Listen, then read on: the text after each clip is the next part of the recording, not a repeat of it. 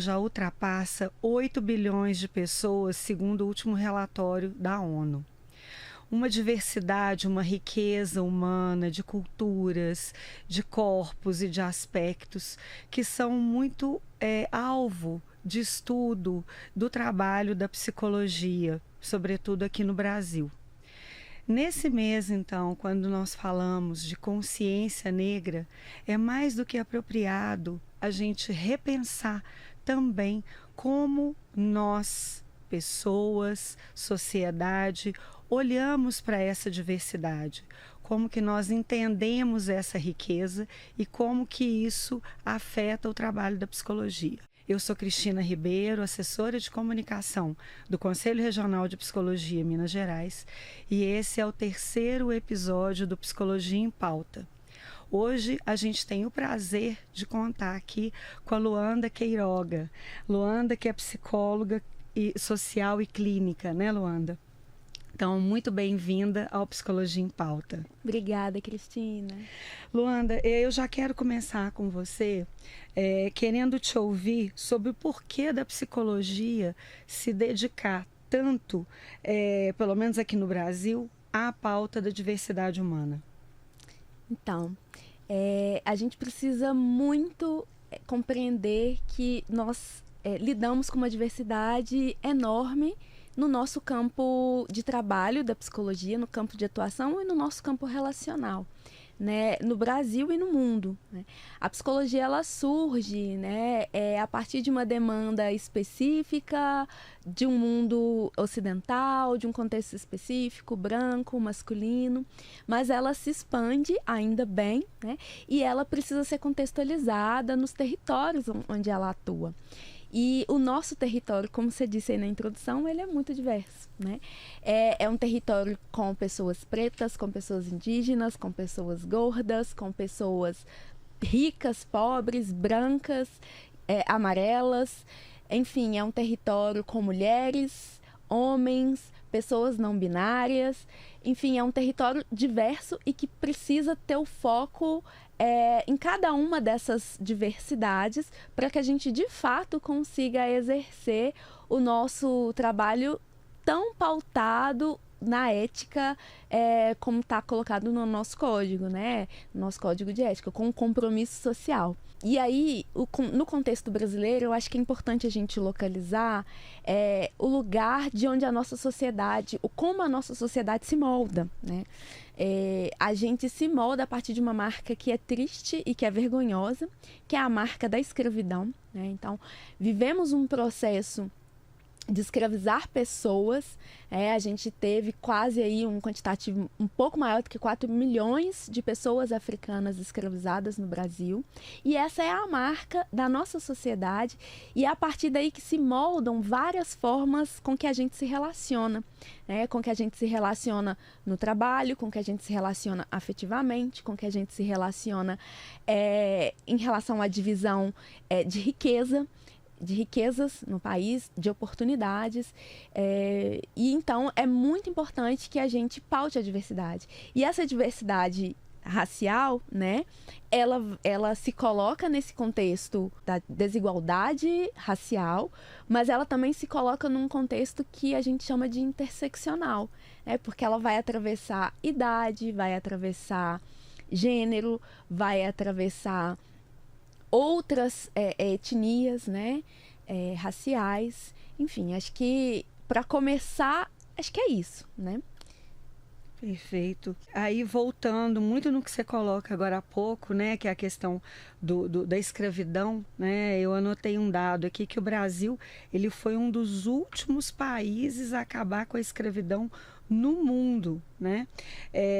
E por aqui vivem mais de 1,3 milhões de imigrantes, segundo o Ministério da Justiça. Nesse contexto, então, você pode explicar para nós o conceito de branquitude e como que isso nos afeta? Em muitos momentos a gente vê a diversidade, principalmente no Brasil, como algo muito positivo, né? Um país de muitas misturas, é um país democrático racialmente, e isso é formulado a partir de um mito, né? Um mito proposital, para escamotear, né? Tampar o grande problema que foi a desigualdade racial imposta desde o momento em que se escravizaram, né, as pessoas africanas aqui no Brasil.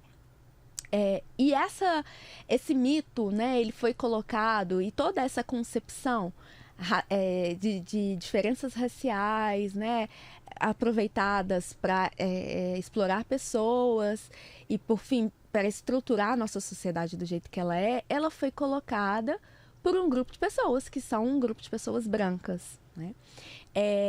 A gente tem uma autora, que é psicóloga, inclusive, que é a Cida Bento, que ela vai falar de um pacto narcísico da branquitude. Um pacto que muitas vezes ele é silencioso, ele é às vezes até inconsciente, mas é porque a branquitude sempre esteve nesse lugar, as pessoas brancas no Brasil sempre estiveram nesse lugar de poder, né? Mesmo pessoas brancas pobres sempre estiveram numa relação desigual em relação às pessoas pretas, né, numa questão aí racial, né? Não estamos tratando aqui de um marcador econômico. E aí a Cida Bento vai dizer de quanto que se manter nesse lugar de privilégio é importante, né, para as pessoas brancas. E aí as pessoas brancas, elas se colocam mesmo meio que num pacto. Então vamos pensar, tá numa entrevista de emprego. A gente vai selecionar um currículo de uma pessoa que fale inglês fluente, que tenha experiência em trabalhar em multinacionais, em outros países. Quem é essa pessoa? Normalmente, essa pessoa não vai ser uma pessoa preta, porque a pessoa preta no Brasil normalmente não tem essas oportunidades. Então, acabam que são vários artifícios, vários argumentos que mantêm esse pacto, que é chamado de pacto narcísico da branquitude, e que coloca para a gente uma questão importante, né? Que é de racializar as pessoas brancas.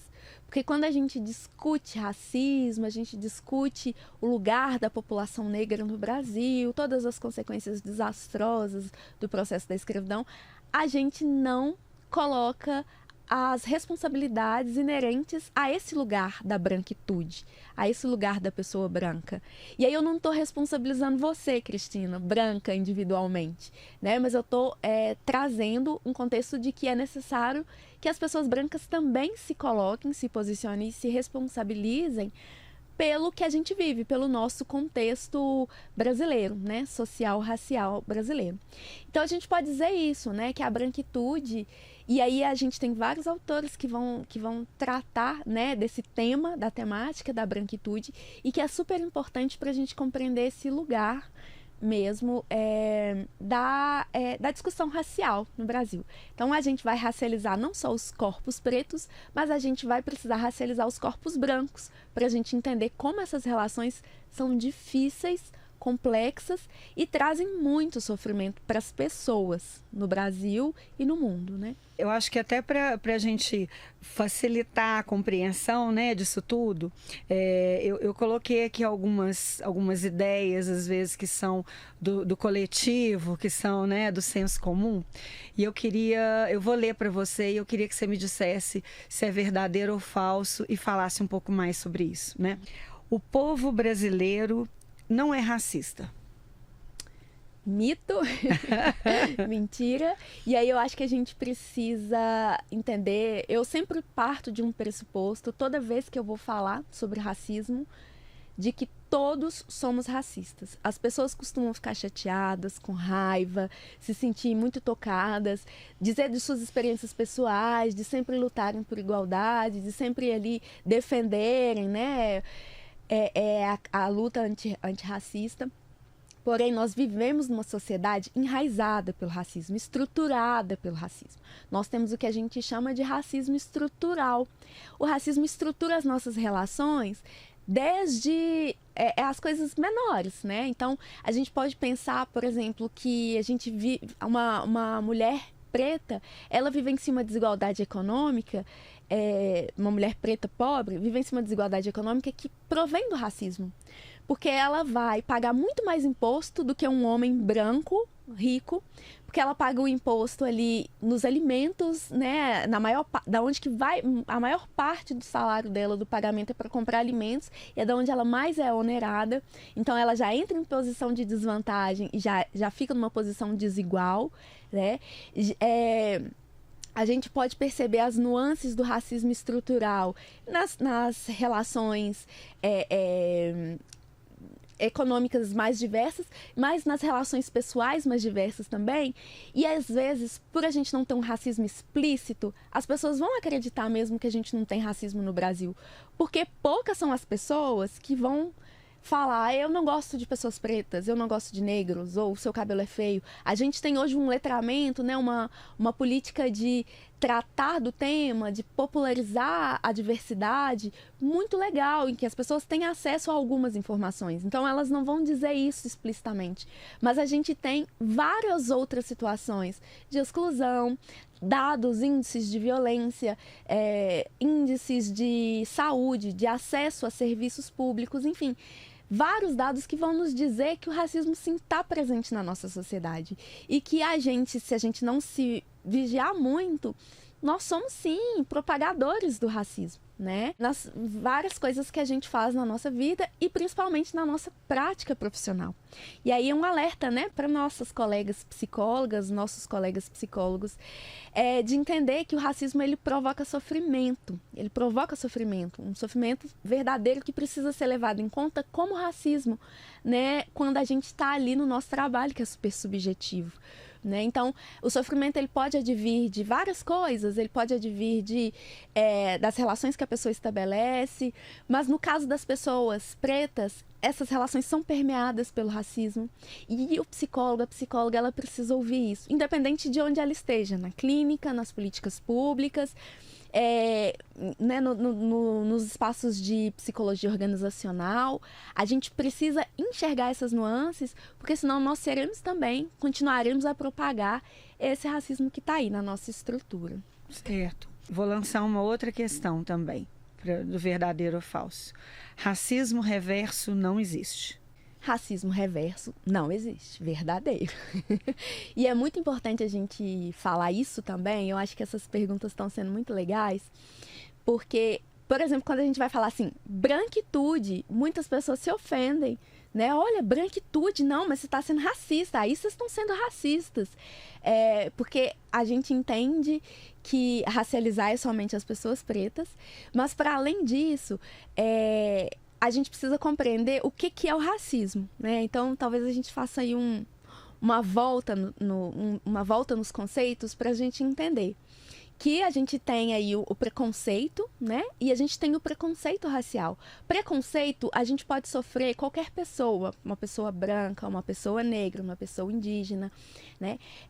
Em vários contextos aí a pessoa pode sofrer algum tipo de preconceito. Mas quando a gente está falando do preconceito racial, do racismo no Brasil, ele é muito específico em relação à situação que pessoas negras, pessoas pretas vivenciam no país, né? E que vivenciaram.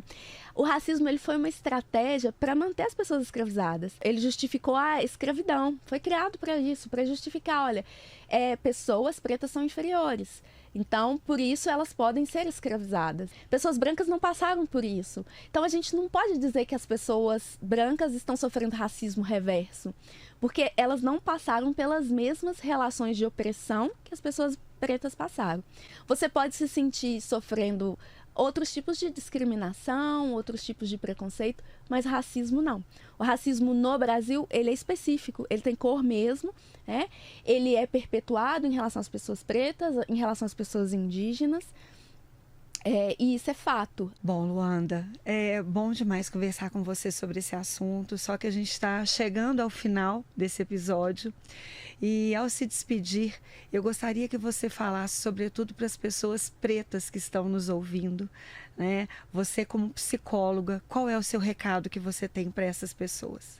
Eu quero dizer, né, que a gente sofre, né? A gente precisa de acolhimento, a gente precisa estar com os nossos. Ainda bem que hoje a gente tem aí uma comunidade de psicólogas e psicólogos pretos só crescendo, né? E uma comunidade de psicólogas e psicólogos brancos antirracistas que reconhecem as lutas antirracistas, que reconhecem o sofrimento que permeia, né, o sofrimento, a violência racial. E aí que essas pessoas não estão sozinhas, né? Embora a gente a gente esteja em sofrimento, sim, né?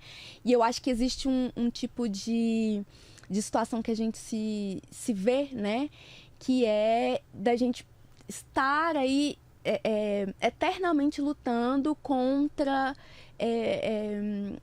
posicionamentos mentirosos, posicionamentos que querem deslegitimar as nossas lutas, as nossas pautas, né? Posicionamentos que normatizam os corpos, que colocam um padrão de corpo como o normal e o restante como desviante, como o diferente.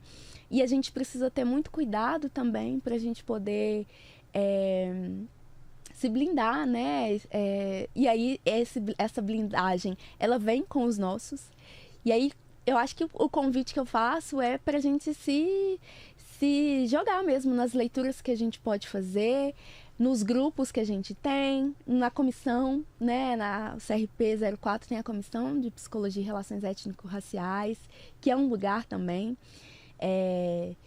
E de dizer disso, né? Que a gente precisa compreender que a gente não está sozinho nas lutas, se somam a luta das mulheres, a luta das pessoas LGBTQIAPN+, a luta das pessoas com deficiência, a luta das pessoas gordas, né? A gente tem vários companheiros e companheiras aí, né? Que podem se juntar com a gente para que a gente, de fato, se apresente como essa diversidade que você coloca aí no início, né? Da nossa conversa. Então, acho que é isso. Luanda, muito obrigada.